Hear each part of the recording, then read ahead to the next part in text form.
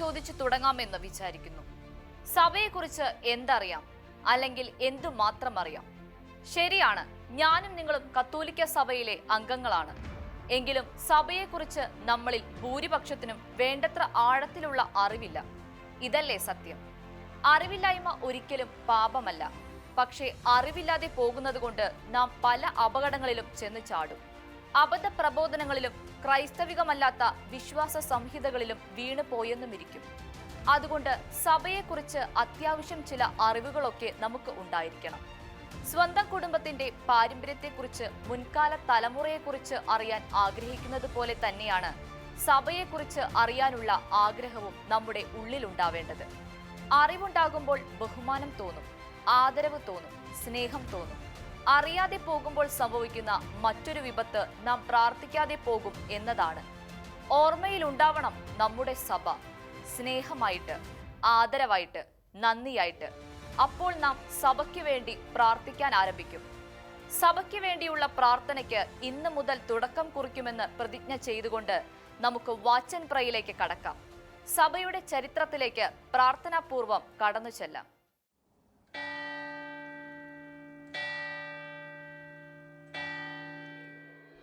സഭ എന്ന വാക്കിന് വിളിച്ചുകൂട്ടപ്പെട്ട സമൂഹം എന്നാണ് അർത്ഥം. പുറത്തേക്ക് വിളിച്ചു വരുത്തുക എന്നർത്ഥമുള്ള ലത്തീനിലെ എക്ലേസിയായിൽ നിന്നാണ് ഈ വാക്കിന്റെ പിറവി.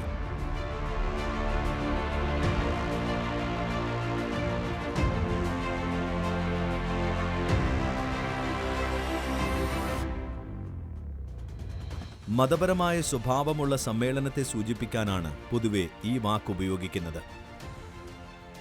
ക്രൈസ്തവ വിശ്വാസികളുടെ ആദിമ സമൂഹം സഭയെന്നാണ് വിശേഷിപ്പിക്കപ്പെട്ടിരുന്നത്. സഭയെന്ന പദത്തിന് തുല്യമായ ഗ്രീക്ക് പദമാണ് കിരിയാക്കെ. കർത്താവിനുള്ളത് എന്നർത്ഥമുള്ള ഈ പദത്തിൽ നിന്നാണ് ചർച്ച് എന്ന ഇംഗ്ലീഷ് പദമുണ്ടായത്. കാത്തോലിക് സഭ എന്ന വിശേഷണം ആദ്യമായി നൽകിയത് അന്ത്യോഖ്യായിലെ വിശുദ്ധ ഇഗ്നേഷ്യസ് ആണ്. മെത്രാൻ കാണപ്പെടുന്നിടത്ത് ജനങ്ങൾ ഉണ്ടാവട്ടെ, ക്രിസ്തുവുള്ളിടത്ത് കത്തോലിക്ക സഭ ഉള്ളതുപോലെ എന്ന ഇഗ്നേഷ്യസിന്റെ വാക്കാണ് ഇത് സംബന്ധിച്ച ആദ്യ രേഖ.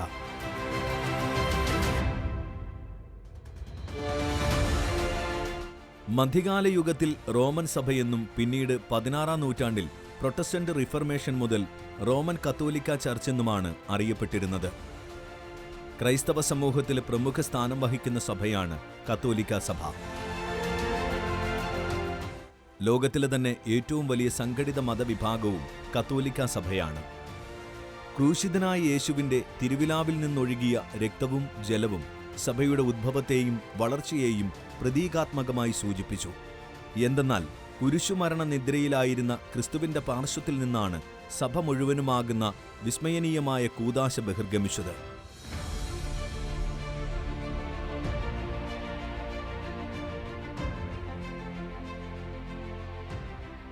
ഉറങ്ങുന്ന ആദത്തിന്റെ പാർശ്വത്തിൽ നിന്ന് ഹവ്വ രൂപവൽക്കരിക്കപ്പെട്ടതുപോലെ കുരിശിൽ തറയ്ക്കപ്പെട്ട് മരിച്ച ക്രിസ്തുവിന്റെ പിളർക്കപ്പെട്ട ഹൃദയത്തിൽ നിന്നാണ് സഭ ജനിച്ചത് എന്നാണ് കത്തോലിക്ക സഭയുടെ മതബോധന ഗ്രന്ഥം സാക്ഷ്യപ്പെടുത്തുന്നത്.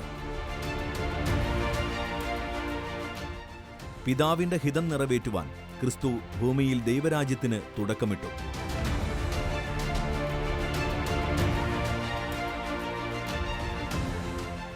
സഭയെന്നത് രഹസ്യാത്മകമായി ഇപ്പോൾ തന്നെ സന്നിഹിതമായിരിക്കുന്ന ക്രിസ്തുവിന്റെ ഭരണമാണ്.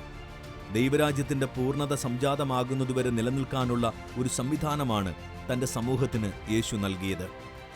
അതിനുവേണ്ടി ആദ്യമായി പത്രോസിനെ തലവനാക്കിക്കൊണ്ട് പണ്ട് 2 പേരെ തിരഞ്ഞെടുക്കുകയും ഇസ്രയേലിന്റെ 12 ഗോത്രങ്ങളുടെ പ്രതിനിധികളായി അവർ പുതിയ ജെറുസലേമിന്റെ അടിസ്ഥാന ശിലകളായി നിലനിൽക്കുകയും ചെയ്യുന്നു. 12 പേരും മറ്റു ശിഷ്യന്മാരും ക്രിസ്തുവിന്റെ ദൗത്യത്തിലും അവിടുത്തെ ശക്തിയിലും മാത്രമല്ല, അവിടുത്തെ ഭാഗധേയത്തിലും പങ്കുചേർന്നുകൊണ്ട് സഭയെ ഒരുക്കുകയും പണിതുയർത്തുകയും ചെയ്യുന്നു.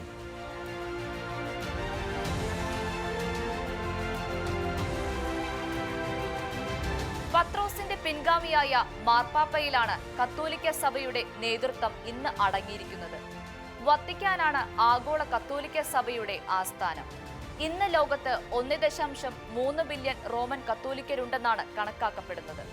ക്രിസ്തുവിനെ സ്നേഹിക്കുകയും അവന്റെ വചനങ്ങളിൽ വിശ്വസിക്കുകയും ചെയ്യുന്നവരെല്ലാം ക്രൈസ്തവരാണ്. എന്നാൽ കത്തോലിക്കർ മാർപ്പാപ്പയിൽ അധിഷ്ഠിതമായ സഭാ സംവിധാനങ്ങളെ അംഗീകരിക്കുകയും സഭാ പ്രബോധനങ്ങൾ അനുസരിച്ച് ജീവിതം ക്രമീകരിക്കുകയും ചെയ്യുന്നു. പരിശുദ്ധ സിംഹാസനത്തോടുള്ള വിധേയത്വവും സഭാ നിയമങ്ങളോടുള്ള അനുസരണവും കൂദാശധിഷ്ഠിതമായ ജീവിതവും കത്തോലിക്കരുടെ ജീവിതത്തിന് കൂടുതൽ മികവും തികവും നൽകുന്നു.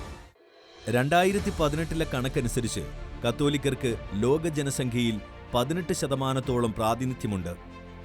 എല്ലാ ക്രൈസ്തവ വിഭാഗങ്ങളിലും വെച്ച് പാതിയോളവും കത്തോലിക്കർ തന്നെ. ആഫ്രിക്കൻ ഭൂഖണ്ഡത്തിൽ 17.8%, അമേരിക്കയിൽ 48.3%, ഏഷ്യയിൽ 11.1%, യൂറോപ്പിൽ 21.5%, ഓഷ്യാനയിൽ 0.9% കത്തോലിക്കരുണ്ടെന്നും കണക്കുകൾ പറയുന്നു. മെത്രാന്മാരുൾപ്പെടെയുള്ള അഭിഷിക്തർ, അൽമായർ, മിഷണറിമാർ, കാറ്റക്കെറ്റിസ്റ്റുകൾ, സന്യാസിനികൾ എന്നിവരെല്ലാം അടങ്ങുന്നതാണ് കത്തോലിക്ക സഭ.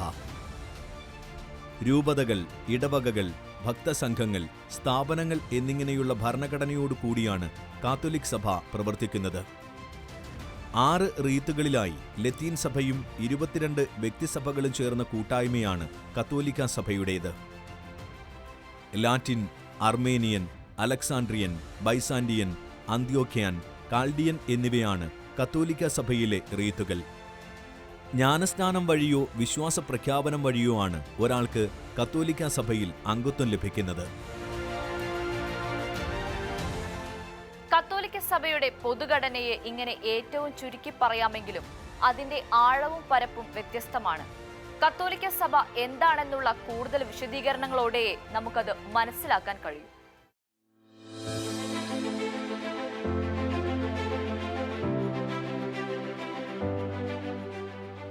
കത്തോലിക്ക സഭയെ വിശ്വസിക്കുന്നുവെന്ന് ഓരോ വിശ്വാസ പ്രമാണത്തിലും ഏറ്റുപറയുന്നവരാണ് നമ്മൾ.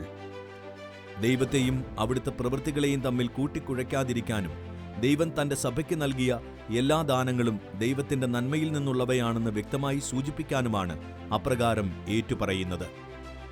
സഭ വിശുദ്ധവും കാത്തോലിക്കവും ഏകവും അപ്പസ്തോലികവുമാണെന്ന് കൂട്ടിച്ചേർത്തത് നിക്കയ കോൺസ്റ്റാന്റിനോപ്പിൾ വിശ്വാസ പ്രമാണമായിരുന്നു. അപ്പസ്തോലന്മാരിൽ നിന്ന് ലഭിച്ച ഏകവിശ്വാസത്തിന്റെ ഏറ്റുപറച്ചിലും കൂദാശകളുടെ പൊതുവായ ആഘോഷവും ദൈവകുടുംബത്തിന്റെ സാഹോദര്യ ബന്ധം നിലനിർത്തുന്ന തിരുപ്പട്ട കൂദാശ വഴിയുള്ള അപ്പസ്തോലിക പിന്തുടർച്ചയുമാണ് സഭയെ ഐക്യത്തിലാക്കുന്നത്.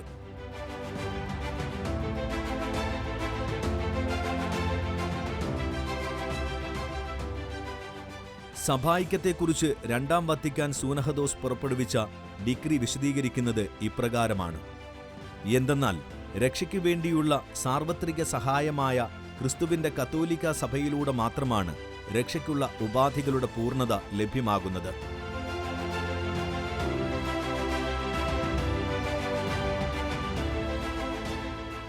പത്രോസ് തലവനായിട്ടുള്ള അപ്പസ്തോലന്മാരുടെ സംഘത്തിന് മാത്രമാണ് കർത്താവ് പുതിയ ഉടമ്പടിയുടെ എല്ലാ അനുഗ്രഹങ്ങളും ഏൽപ്പിച്ചിരിക്കുന്നതെന്ന് നാം വിശ്വസിക്കുന്നു.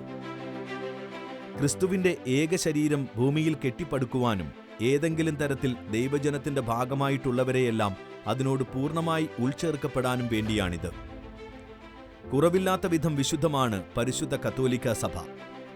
പിതാവിനോടും പരിശുദ്ധാത്മാവിനോടും കൂടെ ഏക പരിശുദ്ധനെന്ന് പ്രകീർത്തിക്കപ്പെടുന്ന ദൈവപുത്രനായ ക്രിസ്തു തന്റെ വധുവായി സഭയെ സ്നേഹിച്ചതുകൊണ്ടും അവളെ വിശുദ്ധീകരിക്കാനായി തന്നെ അവൾക്ക് സമർപ്പിച്ചതുകൊണ്ടും അവളെ തന്റെ ശരീരമായി തന്നോട് തന്നെ ചേർക്കുകയും ദൈവമഹത്വത്തിനായി അവൾക്ക് പരിശുദ്ധാത്മാവിന്റെ ദാനം നൽകുകയും ചെയ്യുന്നു. സഭ ദൈവത്തിന്റെ വിശുദ്ധ ജനമായതുകൊണ്ട് അതിലെ ജനങ്ങളും വിശുദ്ധരാണ്. ഇന്ന് പുറമേക്ക് നോക്കുമ്പോൾ സകല നന്മകളും മുടിച്ചൂടി നിൽക്കുന്നതാണ് കത്തോലിക്ക സഭയെന്ന് നമുക്ക് മനസ്സിലാകും. ആത്മീയവും ഭൗതികവുമായ നന്മകളാൽ സമ്പന്നമാണ് സഭ.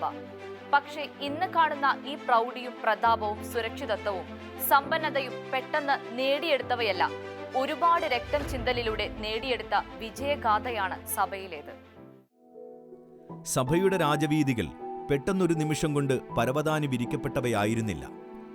ഓശാന വിളികളുടെ ശബ്ദാരവം കൊണ്ട് വിജയരഥത്തിലേറിയ ചരിത്രവും സഭയ്ക്കില്ല. ഒരുപാട് പേരുടെ വിശ്വാസത്തിന്റെ ചോരയിൽ നിന്നും രക്തസാക്ഷിത്വത്തിന്റെ നിലവിളിയിൽ നിന്നും ഉയർന്ന് കരുത്താർജിച്ചതാണ് സഭ. ക്രിസ്തുവിന്റെ കാലം തൊട്ടേ അവിടുത്തെ സഭയെ ആക്രമിക്കാനും നശിപ്പിക്കാനും ശത്രുക്കൾ ജാഗരൂകരായിരുന്നു. റോമാനഗരത്തിലെ അഗ്നിബാധയുടെ കുറ്റം ക്രൈസ്തവരുടെ മേൽ ചുമത്തി നീറോ അഴിച്ചുവിട്ട ക്രൈസ്തവ പീഡനങ്ങൾ ചരിത്രം ഇന്നും വിസ്മരിച്ചിട്ടില്ല.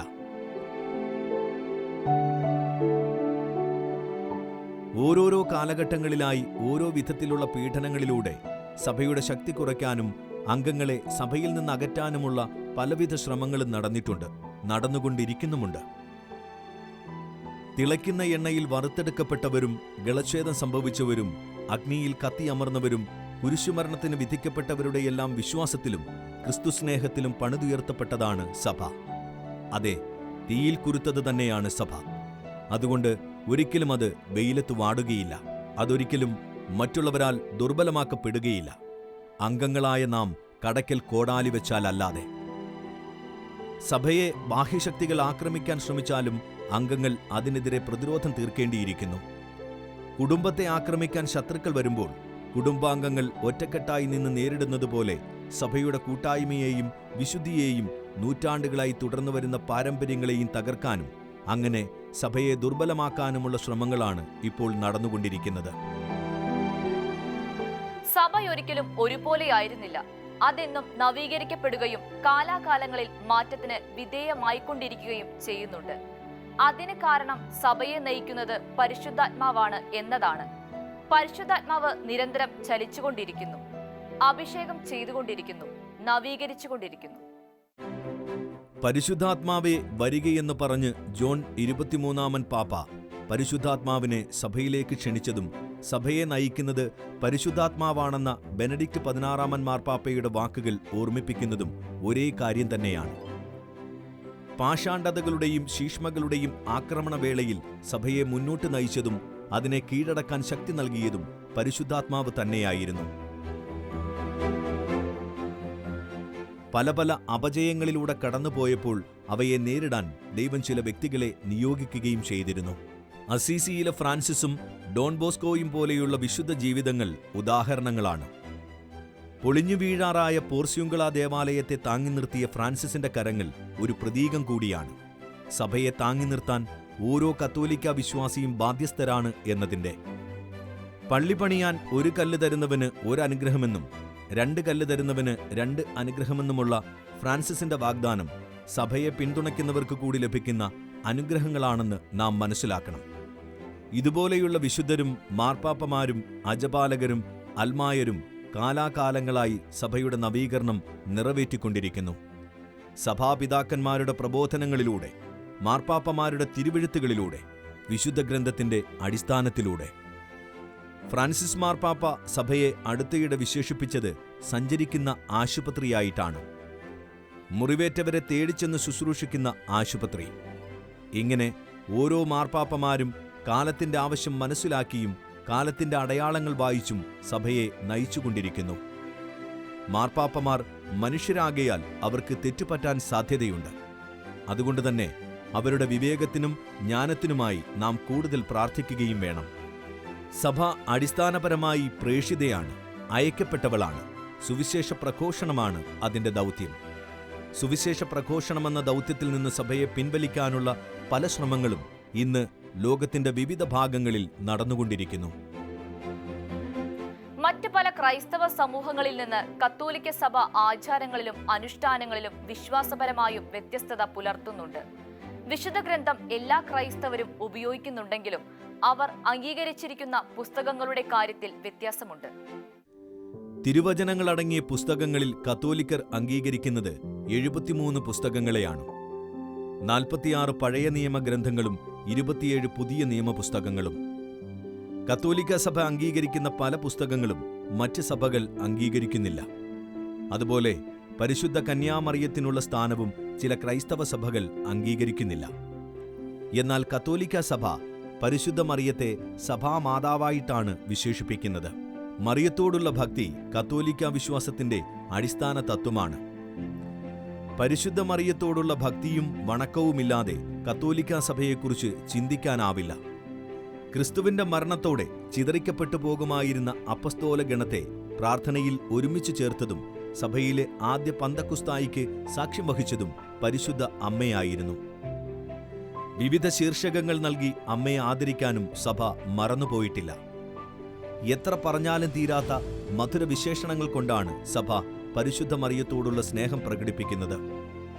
വിശുദ്ധരോടുള്ള വണക്കവും ആദരവുമാണ് കത്തോലിക്ക സഭയുടെ മറ്റൊരു മുഖമുദ്ര. കൂദാശാധിഷ്ഠിതമായ ജീവിതമാണ് കത്തോലിക്കർ നയിക്കുന്നത്.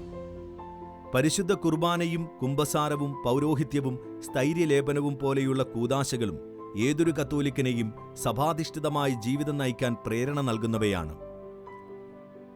കത്തോലിക്കാ ജീവിതത്തിന്റെ ജനനത്തിനും വളർച്ചയ്ക്കും ഏറെ സഹായകരമാണ് ഈ കൂദാശകൾ ഓരോന്നും. സഭാജീവിതത്തിന്റെ ഉറവിടവും അത്യുച്ചസ്ഥാനവും എന്ന് വിശേഷിപ്പിക്കപ്പെടുന്ന കൂദാശയാണ് വിശുദ്ധ കുർബാന. മരണം, അന്ത്യവിധി, സ്വർഗം, നരകം എന്നിങ്ങനെയാണ് മനുഷ്യന്റെ വിധികളെന്നും സഭ പഠിപ്പിക്കുന്നു. ഭൂമിയിലെ ജീവിതത്തിന് കിട്ടുന്ന പ്രതിഫലമാണ് നരകവും സ്വർഗവും എന്നതാണ് സഭയുടെ പ്രബോധനം. പരിശുദ്ധ അമ്മയോടുള്ള വണക്കവും വിശുദ്ധ കുർബാനാധിഷ്ഠിതമായ ജീവിതവും പല ഇതര ക്രൈസ്തവ വിശ്വാസികളെയും കത്തോലിക്ക സഭയിലേക്കുള്ള പ്രവേശനത്തിനും മടങ്ങിവരവിനും പ്രേരിപ്പിച്ച കാരണങ്ങൾ കൂടിയാണെന്ന് പറയേണ്ടിയിരിക്കുന്നു. ഇന്ന് കത്തോലിക്ക സഭയിലെ വിശുദ്ധ ഗണത്തിൽ പേര് ചേർക്കപ്പെട്ടിരിക്കുന്ന കർദിനാൾ യൂമാനെപ്പോലെയും ഈഡിത്ത് സ്റ്റെയിനെപ്പോലെയുമുള്ള അനേകം വ്യക്തികൾ കത്തോലിക്ക സഭയുടെ തനത് പ്രത്യേകതകളാൽ ആകർഷിക്കപ്പെട്ടു വന്നവരായിരുന്നു. പുരോഗമനത്തിന്റെ പേരിൽ ക്രിസ്തുമൂല്യങ്ങളിൽ വെള്ളം ചേർക്കാനോ കയ്യടി നേടാനോ സഭ തുനിഞ്ഞിട്ടില്ല. അതുകൊണ്ടാണ് സഭ പഴഞ്ചനാണെന്നും കാലാനുസൃതമല്ലെന്നും പുരോഗമനവാദികൾ എന്നവകാശപ്പെടുന്നവർ അധിക്ഷേപിക്കുന്നത്. പക്ഷേ കഴമ്പില്ലാത്ത അത്തരം ആക്ഷേപങ്ങളെ അവ അർഹിക്കുന്ന വിലയോടെ തള്ളിക്കളയുക മാത്രമേ ചെയ്യേണ്ടതായിട്ടുള്ളൂ. ചിലർ പറഞ്ഞു കേൾക്കാറില്ലേ, ക്രിസ്തുവിനെ സ്നേഹിക്കുന്നുണ്ട് പക്ഷേ സഭയെ സ്നേഹിക്കുന്നില്ല എന്ന്. ഇത് തെറ്റായ ഒരു വിശ്വാസമാണ്. സഭയെ സ്നേഹിക്കാതെ ക്രിസ്തുവിനെ സ്നേഹിക്കാനാവില്ല. ക്രിസ്തുവിനെ സ്നേഹിക്കുന്നവർ സഭയെയും സ്നേഹിക്കണം. കാരണം സഭയും ക്രിസ്തുവും ഒന്നാണ്. ക്രിസ്തു സ്ഥാപിച്ച സഭയിലെ അംഗങ്ങളായതിന്റെ പേരിൽ നാം അഭിമാനിക്കുകയും വേണം. നമ്മുടെ സഭയ്ക്ക് ഒരമ്മയുണ്ട്, പരിശുദ്ധ കന്യാമറിയം. നമ്മുടെ സഭയിൽ വിശുദ്ധരുടെ കൂട്ടായ്മയുണ്ട്, കൂദാശകളുണ്ട്, ശ്ലൈഹിക പാരമ്പര്യമുണ്ട്, പത്രോസിന്റെ പിൻഗാമിയായ മാർപ്പാപ്പയുണ്ട്, വൈദികരും വൈദിക മേലധ്യക്ഷന്മാരുമുണ്ട്. പക്ഷേ സഭയിനെ നേരിടാനിരിക്കുന്നത് രൂക്ഷമായ പരീക്ഷകളെയായിരിക്കും. അത് മറന്നുപോകരുത്. ക്രിസ്തുവിന്റെ രണ്ടാം വരവിനു മുമ്പ് സഭ പല പരീക്ഷകളിലൂടെയും കടന്നു പോകേണ്ടി വരുമെന്നത് ഒരു പ്രവചനമാണ്. മനുഷ്യപുത്രൻ രണ്ടാമത് വരുമ്പോൾ ഭൂമിയിൽ വിശ്വാസമുള്ളവരായി ആരെങ്കിലും ഉണ്ടാകുമോ എന്ന ക്രിസ്തുവിന്റെ ആശങ്കകൾ അതിന് അടിവരയിടുന്നു. അതിന്റെ തുടർച്ചയെന്നോണം സഭ നേരിടുന്ന അന്തിമ പരീക്ഷയെക്കുറിച്ച് കത്തോലിക്ക സഭയുടെ മതബോധന ഗ്രന്ഥവും സാക്ഷ്യപ്പെടുത്തുന്നുണ്ട്. രണ്ടാം വരവിനു മുമ്പുള്ള അന്തിമ പരീക്ഷയിലൂടെ സഭ കടന്നു പോകേണ്ടി വരുമെന്നും അത് പല വിശ്വാസികളുടെയും വിശ്വാസത്തെ പിടിച്ചു കുലുക്കുക തന്നെ ചെയ്യുമെന്നും മതബോധന ഗ്രന്ഥം മുന്നറിയിപ്പ് നൽകുന്നു. ഭൂമിയിലുള്ള അവളുടെ തീർത്ഥാടനത്തോടൊത്തുപോകുന്ന പീഡനം തിന്മയുടെ രഹസ്യത്തെ വെളിവാക്കും. സഭയെ ഓർത്ത് ക്രിസ്തു കരയുന്നുണ്ട്. അവിടുത്തെ സങ്കടം വർദ്ധിപ്പിക്കുന്ന വിധത്തിലുള്ള പലവിധ സംഭവങ്ങളും നാം നമ്മുടെ ചുറ്റുവട്ടങ്ങളിൽ നേരിട്ടുകൊണ്ടിരിക്കുന്നുമുണ്ട്.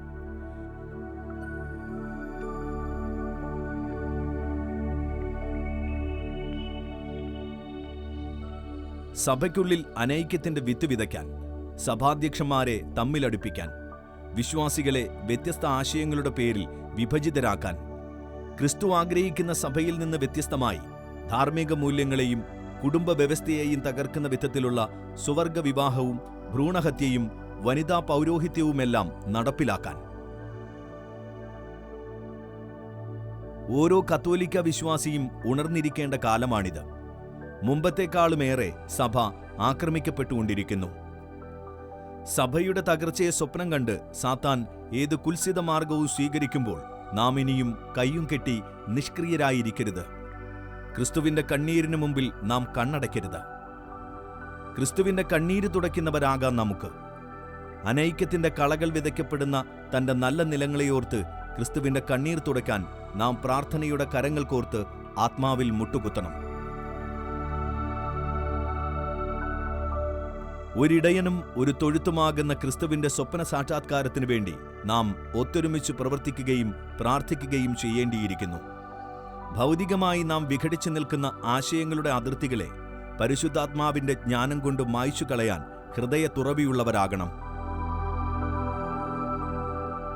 പ്രാർത്ഥന കൊണ്ടല്ലാതെ ഇവയൊരിക്കലും ഒഴിഞ്ഞു പോകുകയില്ലെന്ന് തിരിച്ചറിയുകയും വേണം. ഇടയനെ അടിക്കുമ്പോൾ ആടുകൾ ചിതറിപ്പോകുമെന്ന് സാത്താൻ അറിയാം. അതുകൊണ്ടാണ് ഇടയന് നേരെ സാത്താൻ വടിയോങ്ങുന്നത്. സഭയ്ക്കെതിരെയുള്ള സാത്താന്റെ ആക്രമണങ്ങളെ മുൻകൂട്ടി കാണാൻ പരിശുദ്ധ പിതാക്കന്മാർക്ക് കഴിഞ്ഞിരുന്നു.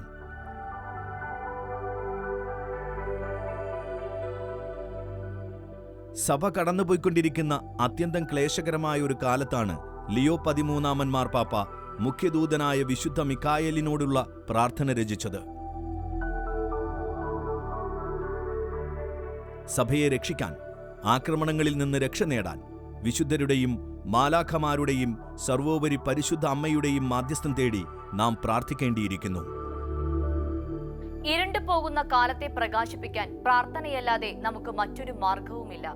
സംശയങ്ങളുടെ കാറ്റിൽ ഉലഞ്ഞു പോകുന്ന വിളക്കുകളെ ജ്വലിപ്പിക്കാൻ വിശ്വാസം എന്ന എണ്ണ പകരുകയല്ലാതെ മറ്റൊരു സാധ്യതയുമില്ല.